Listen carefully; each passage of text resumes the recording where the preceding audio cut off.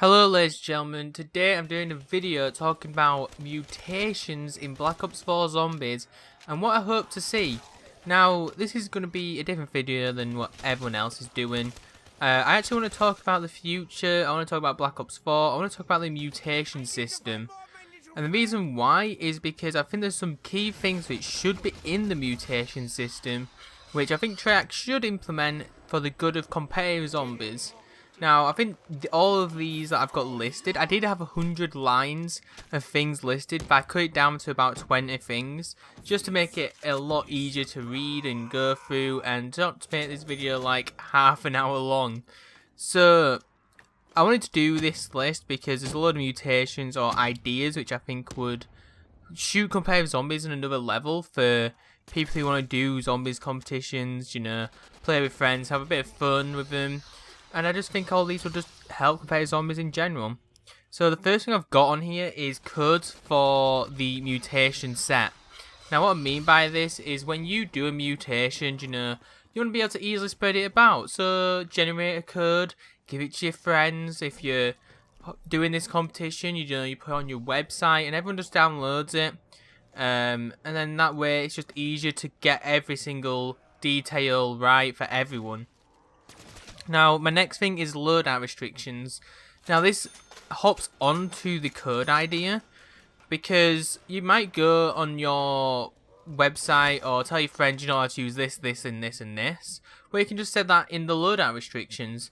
Let's say you're not allowed to use Jug, so you go in the loadout restrictions on the mutations menu, go to Juggernog and then put no, you can't use Juggernog.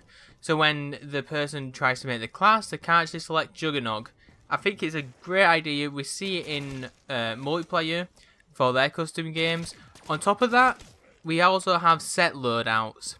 Now, these is basically where you have to use this class no matter what.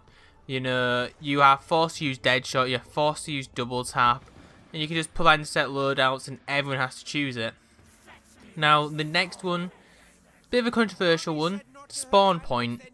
You can decide where you spawn. So you'd have to spawn in the starting room, you can spawn, let's say, on the bridge of the Titanic. You know, something like that. You don't have to start in the spawn room, and I think this is good because you can do, like, survive here for as long as you can. That way, a first room can be kind of made into a survive here room, if you get what I mean. If you catch my drift. So for example, let's say we did, let me think of a good map. I'm trying to think of the best example. Let's say we did transit. Probably not the best idea. You can either do a first room on transit, or let's say if it brought into Black Ops 4 with mutations, you can do survive as long as you can in the bank, in the town section. You can't open them doors or anything like that. Adding on to that, you can have them doors, available rooms. Now what I mean by this is, let's say, we'll choose another map quickly. Let's say Verrucht.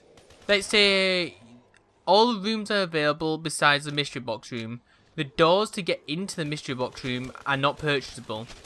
Just an example like that just basically means that if you can't go into this room, then essentially you can't buy the doors to get into that room, but you can buy the doors to get in the other rooms. So for example, if I was to do a first room, or let's say a survival room, I don't know, in Zetsubo Noshima's Lab B, I just say that Lab B outer, do you know the outer section of Lab B, is not available, but Lab B is available. Set the spawn point in Lab B. Simple as, that's a Lab B survival challenge. Next, a mystery box spawn. So essentially this is where the mystery box first spawns in. You can set it to random, or you can set it to an exact location. This way, again, if you want to do like a survival area kind of deal, then you can simply, you know, set it to that location. Simple idea. And I think it would actually help a lot more, because if it does cut down RNG quite a bit.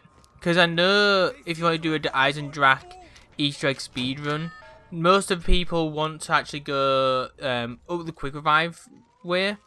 So most people want to actually have the mystery box location there when you get to the I'm trying to think what area that's called. Is it upper courtyard? I think it's upper courtyard. And then if it goes to lower courtyard, then you're not massively screwed over by that by RNG. Also on top of that, where the mystery box can go, so you can select, like, let's say for example 5 or classified, if it's just a remaster of 5 that is, you can choose for it not to go into the basement, because the basement locations are pretty terrible for 5, and I think that would just be a simply good idea. Also, the chance of the mystery box getting the teddy bear, I think that would be a great mutation. I've actually seen something like this in Buried, where Leroy can just essentially, I think he just hits the box after being eating some candy or something, and it just makes the mystery box not move from there. So it's something that can easily transport over to Black Ops 4 Mutations, and I just think it'd be a good idea, because if you do like a first room challenge, you can set the mystery box in the first room to never get a teddy, and it'll be a brilliant idea. On top of that, where the points per kill, headshot, bullets hit, so for each zombie, the way you can earn points, you know, melee kill, you can set how many points you get for all of them, and I think that'd be a good idea. I think that way you can make like a hardcore challenge where each kill is only 10 points, you don't get any points per bullet hit, and it'll make it a super hard challenge. It depends on what kind of person you are. If you really like a hard challenge, that would be a brilliant idea. Put a bit more than 10 points. 10 points is a little too little, I would say. On top of the whole guns, guns available on the wall and where. So I could change maybe the first room wall weapons in Varrock to maybe a ray gun and a thunder gun, something like that, something ridiculous like that. I think it would just help a lot more, because that way if you wanted to cut down a load of RNG, you can essentially just put all the best wall buys, all the best weapons, sorry, in a wall buy, and that way people don't have to complain about RNG, because it's simple. It's just simply going up to a wall buy, make sure you have enough points and buy it. The points per wall buy weapon as well, so how much points you need to spend for that wall buy would also be a good idea. I would also like to see guns available in the mystery box, just like a little tick option, this gun's available, this gun's available, this gun isn't available, etc. Your Stein weapon choice would also be something that you can choose. Now, I don't know if this should be in loadouts, but I put in mutations just in case they don't want it to be canon, I guess. Because all these mutations I'm going to classify as non-canon. So, whatever weapon you start with can be chosen in the mutations as well. This can be any weapon, a wonder weapon, etc. The zombies' health is another option. Now, if you didn't know, zombies' health for the first few rounds is like 150 on round 1, then 250, 350, etc. So what if you could set it so it doubles each time instead? So zombies' health on round 1 is like, I don't know, 100, then on round 2 it's 200, then round 3 it's 400, then round 4 it's 800, then round 6 it's 1600, and so on and so forth. You know, it makes it a bit more difficult. You know, it's the same first round, but then you'll notice that, oh crap, it's actually getting too far away from me because of the increased differences. The zombies per round is also another thing. Now, I believe the first few rounds it's 2 rounds of 8 zombies. Then I think the third round is 13, and the fourth round is 18. So I'd say choose the amount of zombies you can have per round. So maybe, I don't know, 20 on round 1. And you then use like a scaling system after that. And you can like make your own scaling like ideas, like ×2 each round or something like that. The zombies' average speed. So, will it be on average fast? Will it be on average very slow? Will it on average just be the normal speed? And the scaling of that. Will zombies on round 1 be very fast to then round 10 be very slow for some reason, and then they'll just keep going slow for them rounds onwards?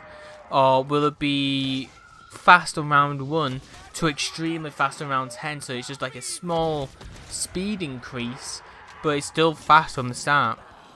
The zombies spawn rate, how fast will zombies spawn in?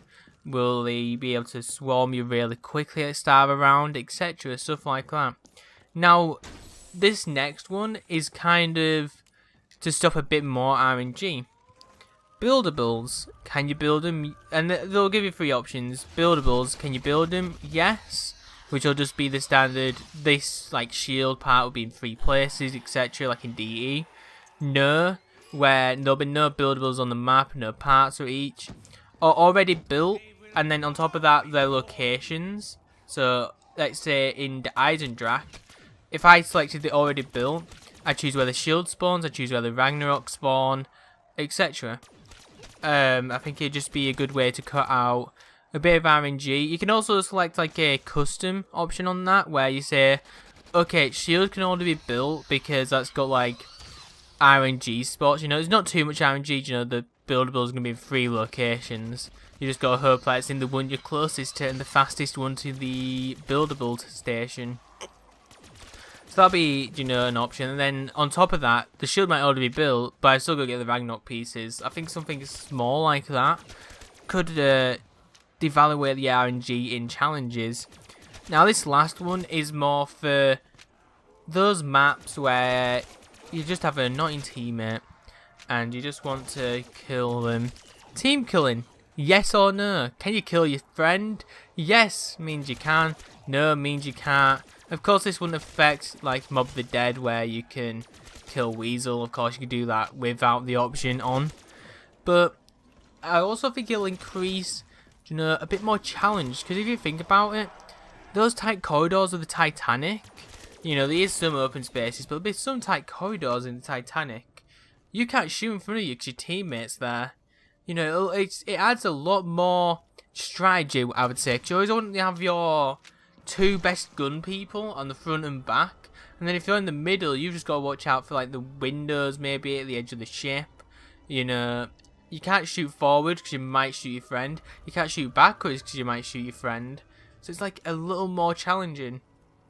Anyway, that's about 20 of the 100 things I had, and I think they're the most important to keep competitive zombies, you know, well into the future. If I was Infinity Ward right now, I would, hopefully, they'll be talking to Trek going, hey, what are you doing? Because we want to do, you know, something similar, mutations, you know, for competitive zombies. And then, if I was them, I would also, you know, go into the future on to adding more stuff with their game modes. Because IW is a pretty good studio. Same for Sledgehammer Games. If Sledgehammer Games plan on doing a zombies game mode 2 years down the line, then they should also be trying to make sure they're doing mutations in their game. Now, there's one more idea, which I will get into now, and that is starting points. Should people start with more points or less points? I think that's just something I want to leave at the end, because I think that's one which we're hoping will be in the game anyway. But anyways, guys, tell me what mutations you would like to see in the comments below, and I'll see you all later.